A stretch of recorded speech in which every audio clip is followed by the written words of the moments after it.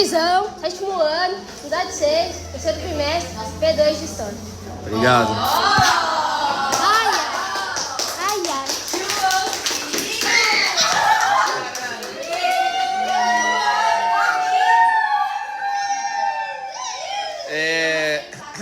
Espanha. Então a gente falou sobre o processo de colonização português na unidade passada. Agora a gente vai falar sobre o processo de colonização realizado pela Espanha, a Inglaterra e a França, ok? Então a Espanha, a princípio, a Espanha contratou o genovês, Gênova é uma região da Itália, o genovês chamado Cristóvão Colombo. Cristóvão Colombo, ele já tinha um conhecimento científico que a Terra é redonda, porque antes dele existia um consenso, as pessoas acreditavam que a Terra era plana. Então, para poder chegar até as Índias, fazia-se o contorno no continente africano. Então, como Cristóvão Colombo já tinha esse conhecimento da esfericidade da Terra, que a Terra é redonda, o que passou pela mente de Cristóvão Colombo? Eu vou dar a volta ao mundo e chegar até as Índias, para não ter que fazer o contorno pela África. Assim, de acordo com a mentalidade de Cristóvão Colombo, o caminho seria encurtado e também seria um caminho mais tranquilo do que fazer o contorno pelo continente africano. Porém, Cristóvão Colombo acabou chegando no Caribe, na América Central, lá nas ilhas, próximo a Cuba, Jamaica, enfim. Então acabou chegando sobre a América Central e descobriram, um novo continente, que era desconhecido pelo continente europeu. Porém, o continente já estava lá há milhares de anos. A Espanha, depois de ter chegado até a América, acabou dividindo as porções territoriais semelhante a Portugal. Portugal fez a divisão entre as capitanias hereditárias. A Espanha acabou fazendo a divisão em vice-reinos, tá? Então, os vice-reinos, eles serviam para poder administrar a América Latina, dominado pela Espanha. Então, cada território da América Latina existia um governador para administrar a porção cuja qual lhe foi entregue. Essa porção era chamada de vice-reinos. Porto Único. A Espanha, com medo do contrabando, tanto na importação quanto na exportação, adotou a política do Porto Único. Então, somente uma região portuária era utilizada para receber os produtos lá na Espanha e, consecutivamente, apenas uma região portuária era utilizada na América para enviar os produtos.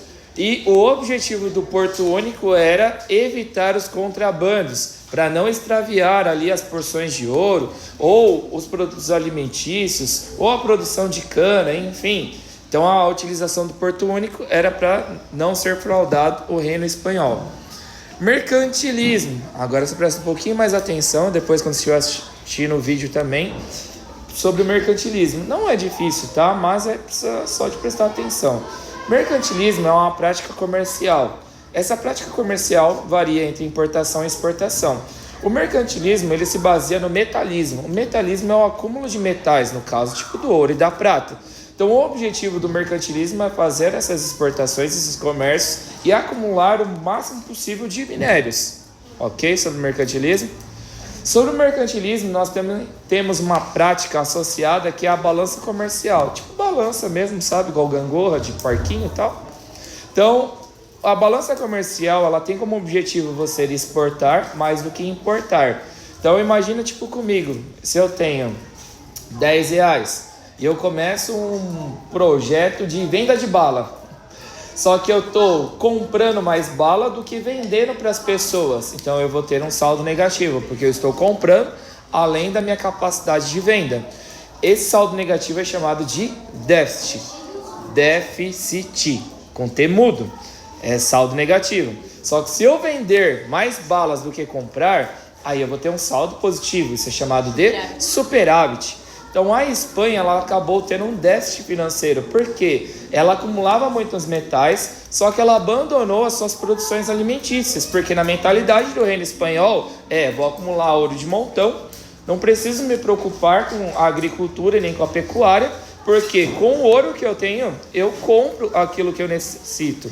Só que na realidade não foi bem assim. A Espanha aos poucos começou a diminuir a sua extração de ouro, gastar mais do que devia, e as suas reservas foram diminuindo e a Espanha acabou de deixar de se tornar a potência que era com o acúmulo de metal na América Latina.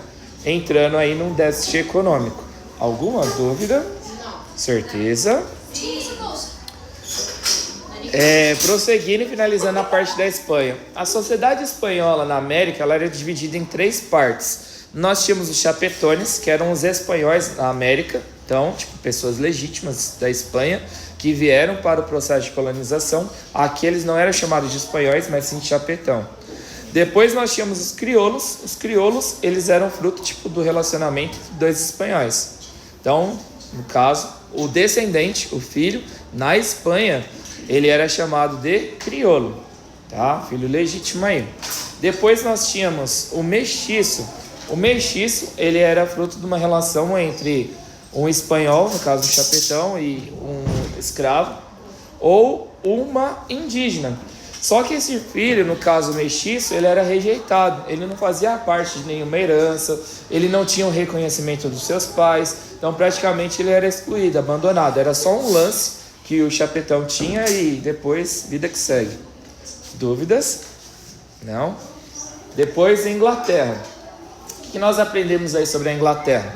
A Inglaterra ela passou por uma crise gigantesca através da Guerra dos 100 Anos. Então 100 anos guerreando contra a França. Aí com a liderança de Joana d'Arc, a França acabou chegando à vitória e a Inglaterra, com 100 anos de investimento, acabou entrando numa crise gigantesca financeira. Tranquilo? Nós já aprendemos sobre isso, né, em unidades passadas. As pessoas de classe baixa e classe média, que acabaram entrando também nessa crise financeira consecutivamente junto com a Inglaterra, acabaram vendo na América do Norte uma possibilidade de tentar melhorar de vida. Então esses ingleses saíram da Inglaterra, vieram para especificamente os Estados Unidos e o Canadá para tentar uma nova vida, uma prosperidade, sair dessa pobreza que eles se encontravam lá na Inglaterra. Também tem um lance de uma perseguição religiosa, mas deixa isso aí para depois. Então, os ingleses nos Estados Unidos, eles acabavam formando 13 colônias. Então, 13 porções de terra dos Estados Unidos na porção oeste, a porção leste, direita, leste, direita, leste, direita. Então, esses ingleses acabaram formando casinhas na porção leste dos Estados Unidos. Isso. Nós chamamos essas porções onde que eles acabaram se instalando de colônias. Então, são as 13 colônias, que você pode também chamar de 13 famílias. Essas 13 famílias, elas tinham um pensamento diferente. Então, nós tínhamos as colônias do norte e as colônias do sul. As colônias do norte, elas tinham como objetivo começar um processo de industrialização, pagar salário para os seus trabalhadores, realizar uma colonização de povoamento naquele território, onde que você extrai os recursos naturais e você utiliza esses recursos para desenvolver aonde que você está morando. Então não enviava nada para a metrópole, no caso que é a Inglaterra. Tudo ficava dentro da colônia. Nós chamamos isso de colonização de povoamento. Alguma dúvida sobre o objetivo, a estratégia utilizada pelas colônias do norte? Não? Certeza?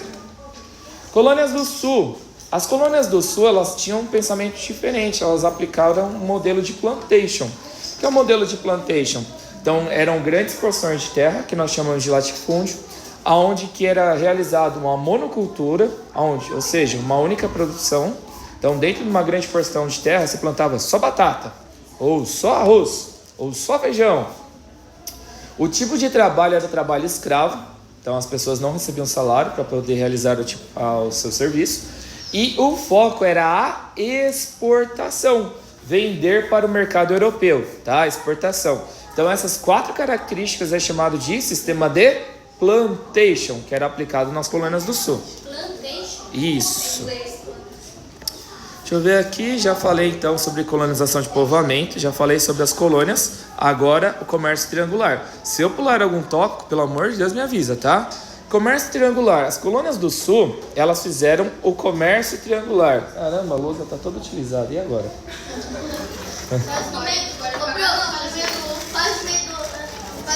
Faz na parede? Obrigado. Então, ó, o comércio triangular era mais ou menos o seguinte. Então, deixa eu ver aqui, Estados Unidos, na parte sul. Aqui é o Caribe, ou Antilhas, ou América Central Insular, dá na mesma. Aqui é a África. Então, o que era o comércio triangular? Os Estados Unidos, ele comprava cana-de-açúcar lá das Antilhas, do Caribe e da América Central Insular, ok? Tipo ilhas ali da Caribe, Porto Rico, acho que já deu para entender, né? Cuba, Jamaica. Então, os Estados Unidos, ele comprava a cana-de-açúcar daqui. Essa cana-de-açúcar era levada lá para as colônias do sul. Lá nas colônias do sul, eles transformavam essa cana-de-açúcar em rum, que é uma bebida, tá? Bebida, principalmente bebida de pirata. Aí, tipo, esse rum produzido nas colônias do sul, ele era trocado por escravos no continente africano. E esses escravos do continente africano, eles eram vendidos, tipo, para os colonos americanos para poder servir como mão de obra escrava. Entenderam? Comércio triangular? Então, compra-se a cana, transforma-se em rum, troca por escravos, e os escravos depois são comercializados para o serviço. Não é pra falar bebida de pirata, vai valer também? Não. Sim, pode ser. Se esquecer, fala cachaça, tá tranquilo. Beleza, é só cachaça. Não é a cachaça igual a 51, que é a do Mundial do Palmeiras, tá? Entendeu? Mas é uma bebida alcoólica. Coloca bebida alcoólica, tá bom? Prosseguindo. Depois, por último, nós tínhamos o trabalho dos corsários. Não confunda pirata com corsário, tá? Igual do One Piece lá, eles são piratas. Então, pirata, ele busca um tesouro. O corsário não, o corsário, ele é um ladrão. Pirata, ele busca um tesouro, tá? Bem que o tesouro também era de alguém, né? Enfim, mas tudo bem. O corsário não, o corsário, ele rouba embarcações. Então, os corsários, eles foram muito utilizados pelos ingleses. Os ingleses, eles colocavam navios no Oceano Atlântico, e os navios que passavam da França, da Espanha, de Portugal, eles acabavam, tipo, destruindo esses navios para poder pegar os recursos que foram extraídos no continente americano. Então, saía, tipo, um navio carregado de ouro do Brasil rumo a Portugal, os ingleses iam lá, metralhavam eles todos. Como que é o barulho?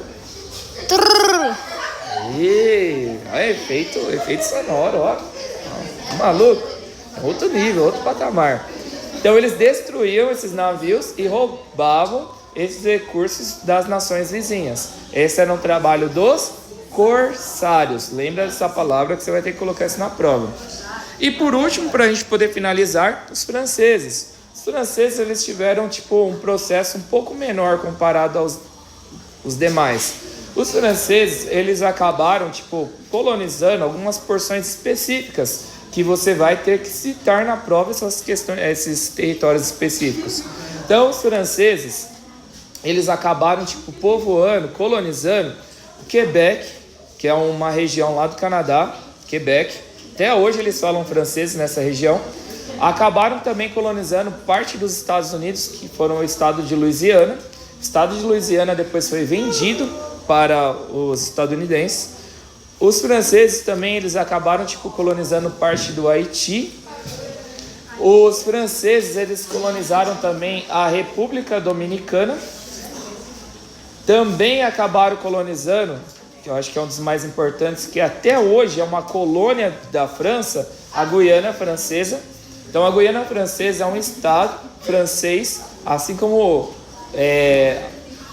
São Paulo é um estado do Brasil, Guiana Francesa é um estado da França, não é um país. Até hoje a Guiana Francesa é uma colônia do território francês. Alguma dúvida? Acho que é só isso, finalizando a revisão.